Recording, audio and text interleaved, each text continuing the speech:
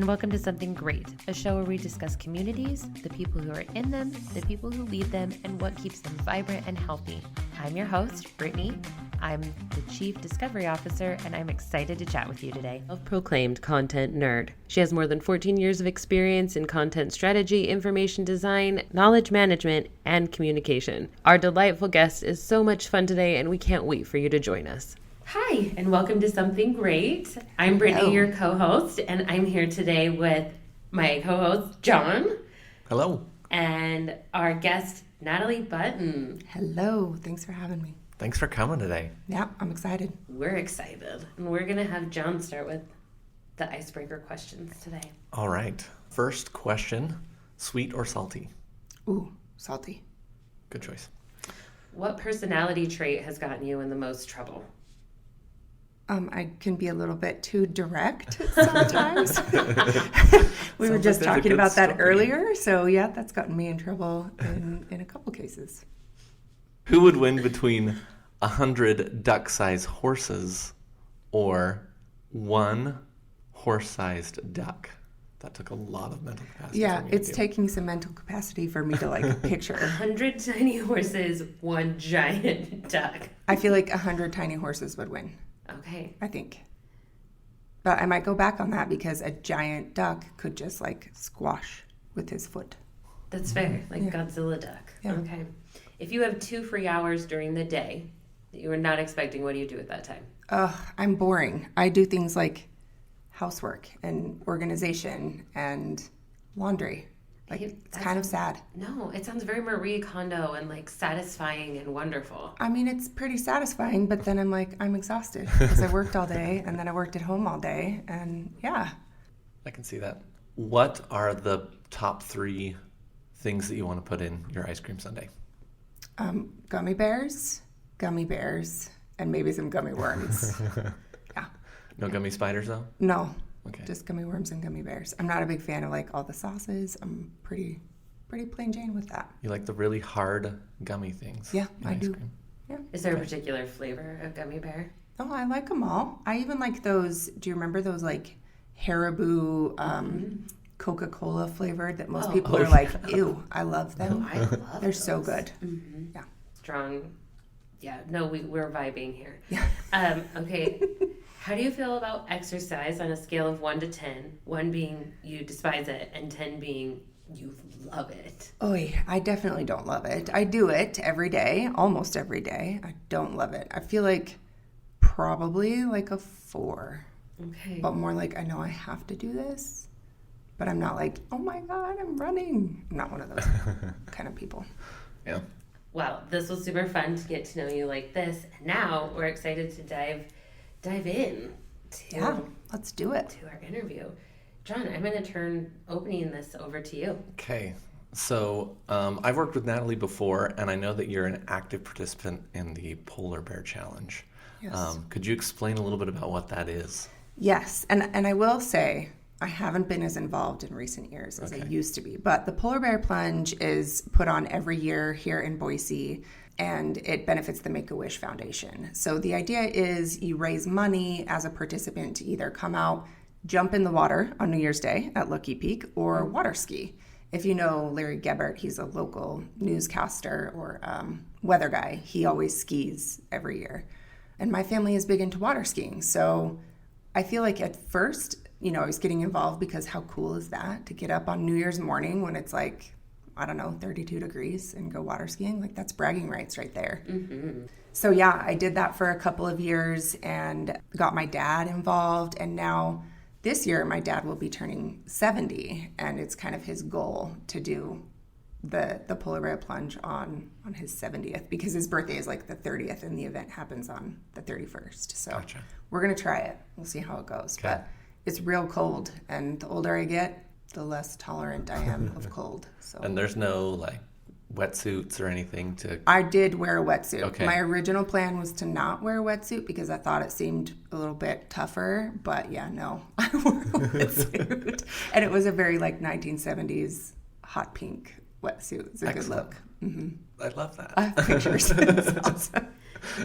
If it helps insulate, who cares Yeah. what it looks like? Well, cool. how did you get involved with that? Like, how did you find out about this?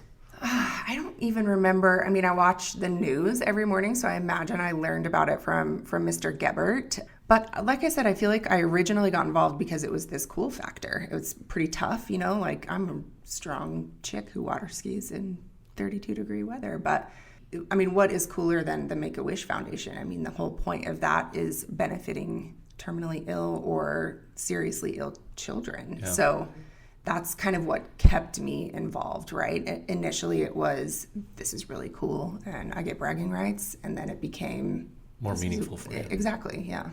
I know one of the really cool things that we love to talk about here is community, and I think one of the toughest things about connecting with a community is finding them. Yeah. Like, especially in today's world where things have kind of shut down and people are a lot more closed, they stay at home more. Yeah. What tips or tricks do you have for finding and connecting with your target audience or community, either from a personal perspective or from a business perspective? Yeah, I mean, you're right. It's tough, right?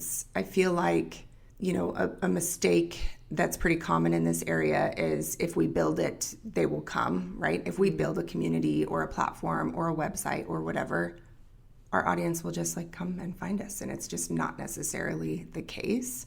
So in terms of finding that target audience, I feel like it can totally vary depending on what we're talking about. Are we enterprise level? Are we talking about a grassroots organization?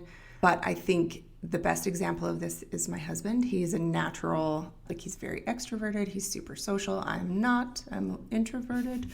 My husband is into fitness. Like he works out every day. He would be a 10 on the question of how much do you love exercise? So he's like really muscular, but he's also a huge nerd and he's into cosplay. So he participates in all of these different events where, like this week he went and helped some sick kids and, you know, dressed as Captain Morgan. That's a problem. He's a different superhero. Yeah, a different superhero. He was dressed as a superhero. Anyway, my point is here, like those are very typically opposite ends, but he has this natural ability to connect people. And so he just kind of started this community organically without even knowing that's what he was doing, where he was like, hey, you work out, and oh, hey, you over here, you like to dress like Superman. And he made this community called Cause Training, and it's huge now. It's like several hundred people. And yeah, so I guess my tips are, you know, it starts with that organic communication and organic relationship and just connecting people that have similar values or similar beliefs or interests. I once read a quote that said, for an online organization or an online community to thrive, there needs to be some kind of a physical connection as well with that. And that seems to ring true with the experience with your husband. You know, yeah. They have something that they do outside of just being online. Oh, for sure. Yeah. And in previous companies that I worked for, I worked in a communities organization, and part of it was holding in-person events like meetups or conferences and things like that, because that's the way that you sort of bring it together once a year to say, look what we've done together, celebrate accomplishments. And that can look differently depending on, you know, what the topic is. But yeah. That's where the Captain Morgan comes in. Yeah, that's where the Captain Morgan comes in. Could you share a time with us, since you have worked in community type functions, can you share a time with us when you've found someone and connected them to a community that was really meaningful for you? Yeah. I actually, when I think about this, I think more about people who have connected me to a community. That works as well. And more recently, so I'm relatively new to the company that I work with now. I started my role after spending 13-ish years with the same company. I started this new role right around the time the pandemic happened. I was also remote to start with, but, you know, long story short, I only got to meet the people that I worked with in person twice, maybe, before, you know, lockdown happened. Wow. And to this day, I have not met any of them. The travel is still not back.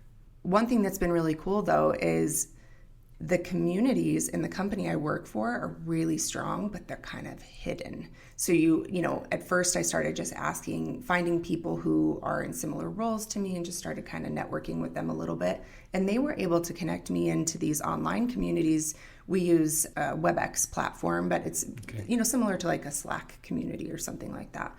And there's tons of them. There's everything from pets, where people just share pictures of their dogs all day, to really practical, like, hey, I am looking for a PowerPoint on topic XYZ, and there's like 800 people in this community that will just pop in and be like, I have it, I'll send it to you. So that's really powerful.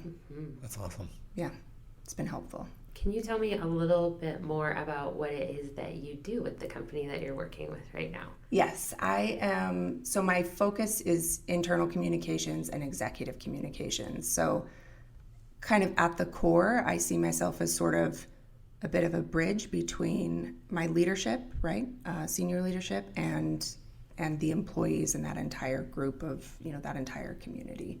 So I'm responsible for all sorts of different things when it comes to communication.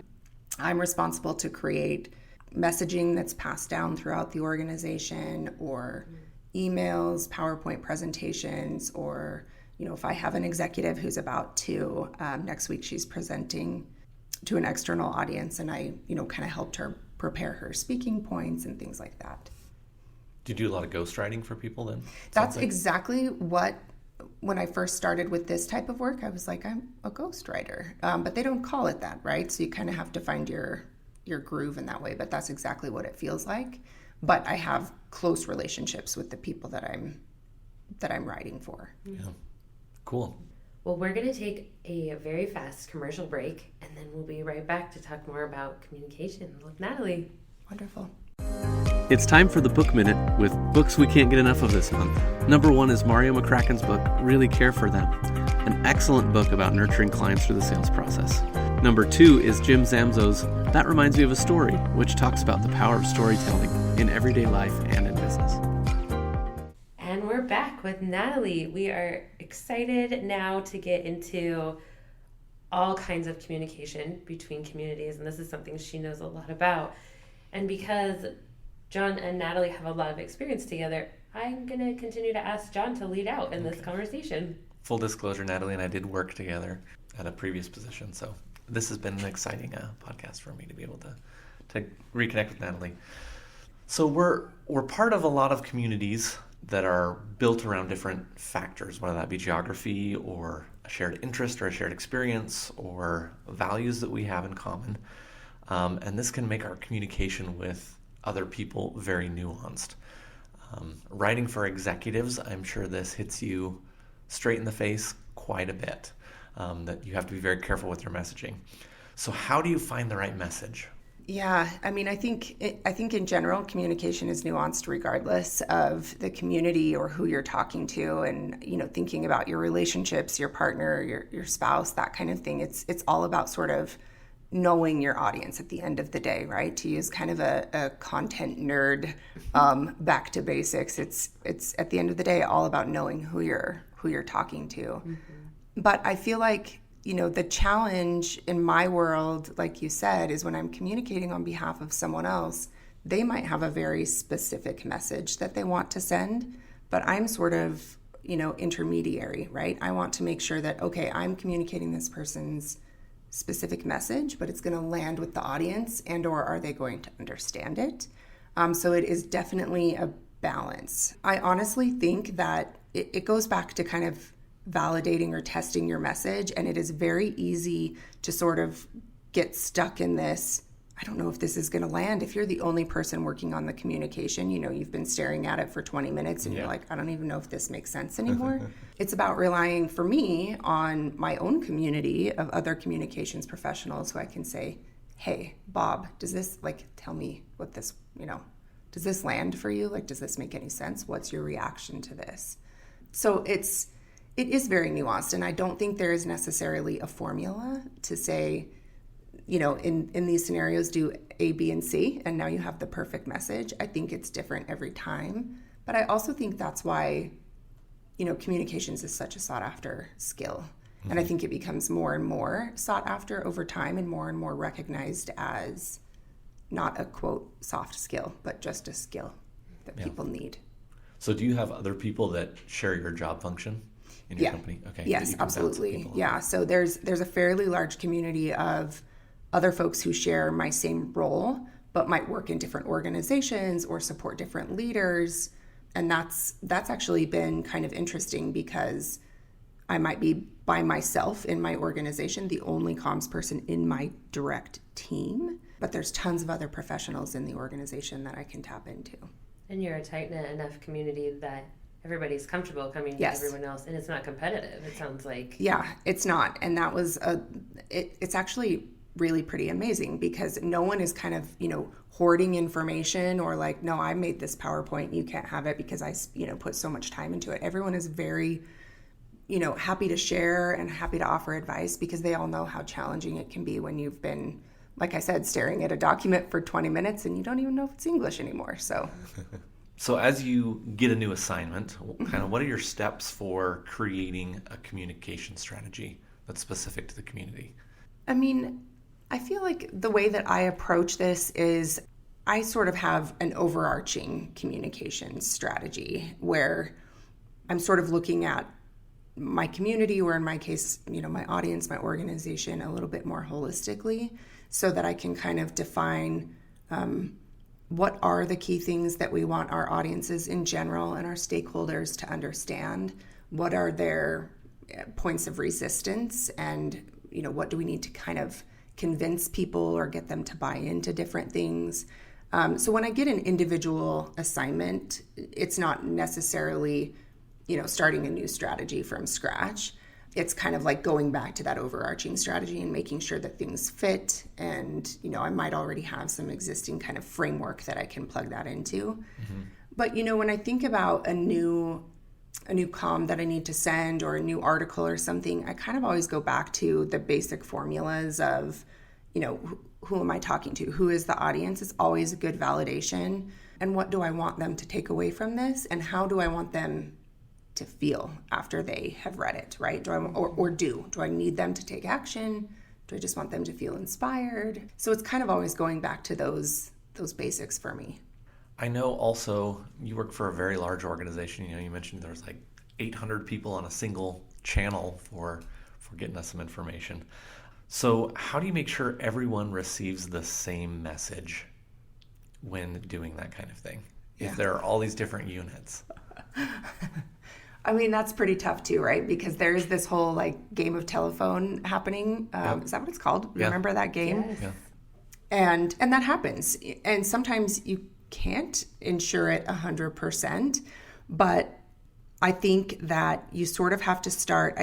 I feel like probably the most overlooked resource in my world is frontline management, right? Because there's actually a lot of research out there that says people want to hear corporate messages from their direct manager. They want, this is the person I've built a relationship with, and I need that person to tell me these messages. And so I feel like getting that piece of your audience on board first is the first step, right? And that way you can have cascading messages up or down. If everyone is kind of aligned to the end result, the messaging, whatever it is you're trying to communicate through all levels of the organization, then it has a much better chance of kind of landing across the board. And I know that's kind of generic, but I think it also really depends on what it is you're communicating. Obviously, some messages in the corporate world are a little bit more sensitive or, require a little bit more control. Mm-hmm. So it kind of depends. So I know in places that I've worked previously, there's always a thing of proximity involved with communication, where people will hear a message from their direct manager and be like, oh, that was the best thing ever. And they'll hear the same message from someone in a higher leadership position, and they'll be like, they have no idea what they're talking about. Yep. They're not connected to me at all. Yep. What kinds of things can you offer to help maybe someone who might be in that middle manager position to figure out how to navigate that type of a situation? Yeah, that's tough. And that happens a lot, right? And that's why that kind of frontline management is so important, because they are the people who are communicating directly to your employees. So I feel like, first of all, senior leadership needs to make sure that is happening, right? They need to get their own leadership on board.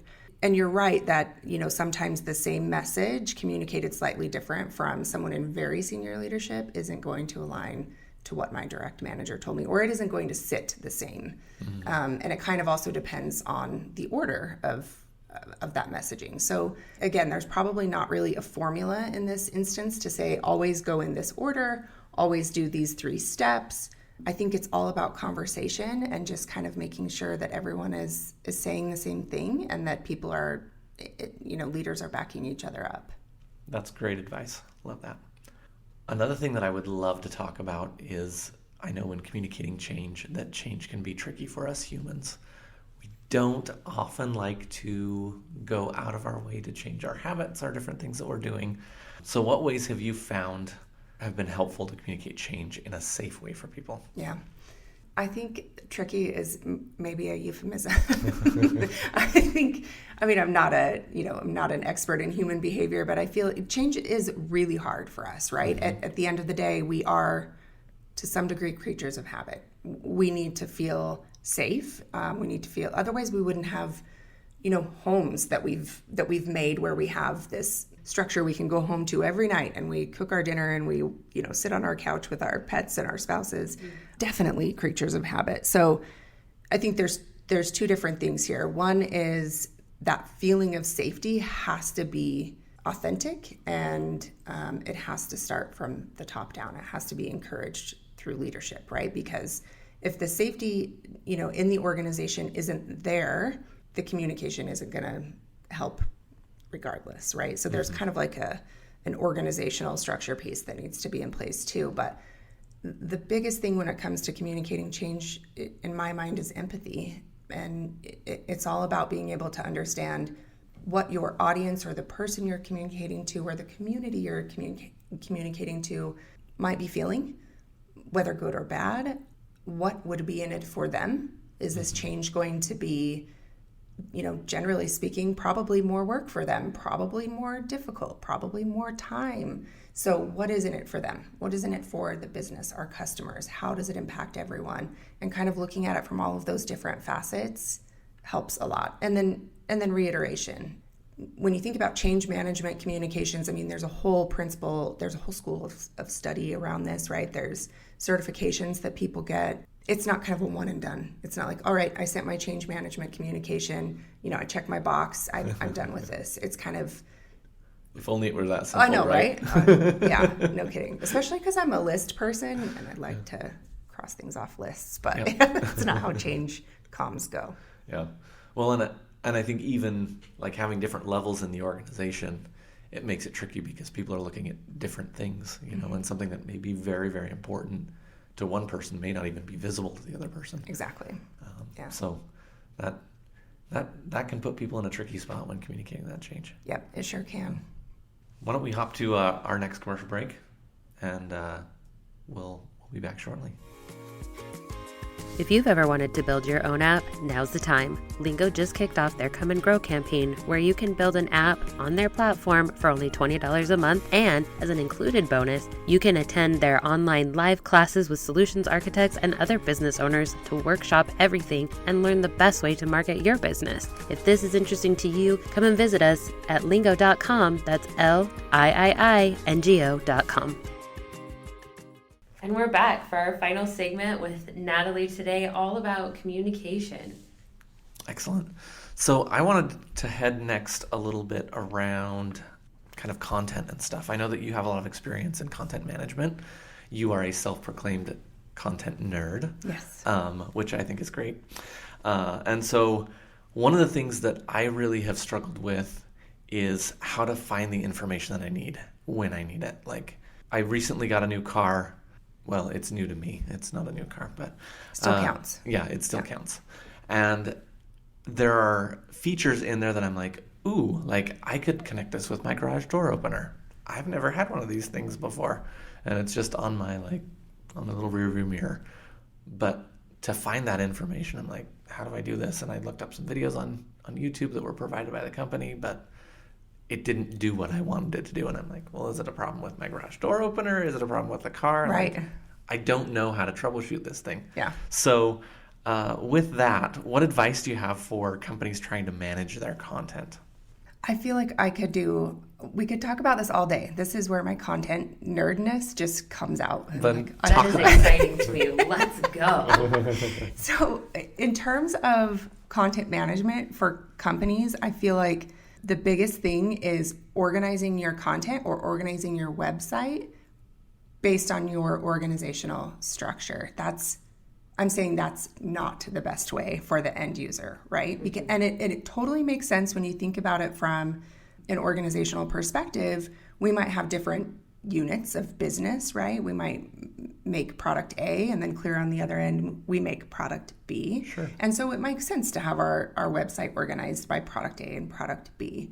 But at the end of the day, customer just sees, or end user just sees, this is my car, right? I don't know whether it's product A or product B. I would really say you have to kind of rethink how you organize and even strategize about content and think about it from the end user experience. It's not easy, it's really challenging, but there's a whole field of study called content strategy, content design, UX writing, UX design. Like, there is a specialty and multiple frameworks out there that have been tried and tested where you can kind of rethink how you position your content. I know that was relatively general response, but I think it also kind of depends on what business you're in, what it is you're trying to communicate. But there's so many tools out there, and it all goes back to that basics of knowing your audience, right? So, use Google Analytics, find what customers are Googling. You'll find John, who was trying to figure out how to make this thing work with his garage door opener. And then you can say, okay, I'm going to write my content for John, who's looking for, how do I make this thing work with my garage door? Mm-hmm. Instead of, creating a document that is supporting some feature that's built into the car, right? That's thinking about it from the business perspective. You have to think about it from the end user perspective. And those things are vastly different. Yeah. And it just is. But I could talk about user experience all day long. My husband and I, when we're getting lazy and watching Netflix for hours on end, he has to hear me complain about, like, why do they do this? It's the experience, right? It's when we publish a movie or put a movie on our platform, we think it should go here. Well, I'm the end user and I think it should go here because that's my experience. Yeah. And I know for customers, just in my life, I see this all the time, and I'm the same as you, where I'll see something, I'll be like, this just doesn't jive with how I think about things. Exactly. And as someone's getting, from a consumer perspective or from a client perspective, how would you help them find the information that they need? Yeah. What tips do you have for them from the other side? So the first thing, this is what I'm always telling, like, my husband and my family, is, like, you kind of have to think about it, sadly, like the business would, right? Like, if you're John, for example, looking how to make this thing work with his garage door, then maybe what you need to look up, John, is, something about that specific thing as opposed to how to make it work with my garage door. So that's the first thing, is try to think about it from how the business would. It's not my favorite piece of advice, but and it doesn't always land very well. Until we can change the world. Yeah, exactly, which okay. I don't think I'm going to be able to do that. But the second thing is ignore the paid stuff. I probably shouldn't say that out loud because it is a solid strategy for companies, right, to have paid media and paid search results, but ignore the ads, ignore the paid stuff, and try to go either directly to the company's website or find a community of other people who are similarly interested in this topic, and they're out there for everything. There's communities for everything, I promise. Yes, there are. And with this level of communication, 'cause this is something John and I are really interested in as well, what do you think about, and I don't even know if there's a good way to change it, because what it seems like is within the audience, so right now we have like a boomer generation and we have a millennial generation, those two audiences want to be communicated with in very different ways. Right. So how would a company meet in the middle when they're servicing both of these communities? Yeah, that is a huge challenge. They want to be communicated with differently. They find information differently. and they interact with their products differently at the end of the day. They have entirely different expectations. If you are a company who is serving both, right, and they really are your end audience, I think you have to do both types of content. And I know that's hard, but the millennial generation really prefers video, for example. Older generations maybe want written text, and as much as it's not fun to do both, you've got to do both and connect them together. Mm-hmm. So have the full document or full article that walks you through how to work with my product and embed a video in it that basically says the same thing. Mm-hmm. And there's also actual research out there too that says, depending on what it is, for help content, for example, where you have very specific steps to follow, even younger generations actually perform the task better with written instructions, even though they would prefer to watch a video, right? Just like I would prefer to watch a movie versus reading a book sometimes, but the information actually sits differently and kind of sinks in more depending on the type of communication. I know that there's always a plethora of information. This is part of my anger when I'm trying to find information, is that I go and search for something and I feel like I've done a good job putting in my search results or my search query in there. Mm-hmm. And definitely always there is a business who has said, oh, someone's been looking for this specific thing. I'm going to throw a bunch of SEO dollars at it and uprank my content. Yep. That just drives me batty all the time because I'm like, no, I don't want that information. Like, I know that you're trying to get me here to this site, but I actually need something different. Yeah. What are some tips and tricks that you have for making those search results more accessible to folks and getting them connected to the right information? Meaning if I'm the company. Business, yeah. Mm-hmm. As I'm thinking about that. Again, I think it totally depends on, the enterprise, the size, right? It could be completely different if we're talking about a small, grassroots startup versus a giant enterprise. But I think that information overload is a thing, right? Including in internal communications, and I fight against it all day long and in my job. But I would advocate all day long for companies to clean up, right? You've heard the phrase, a cluttered space is a cluttered mind, right? And I buy into that, but that's also because I'm slightly OCD about things being clean. John knows that because he used to share a cubicle with me, but...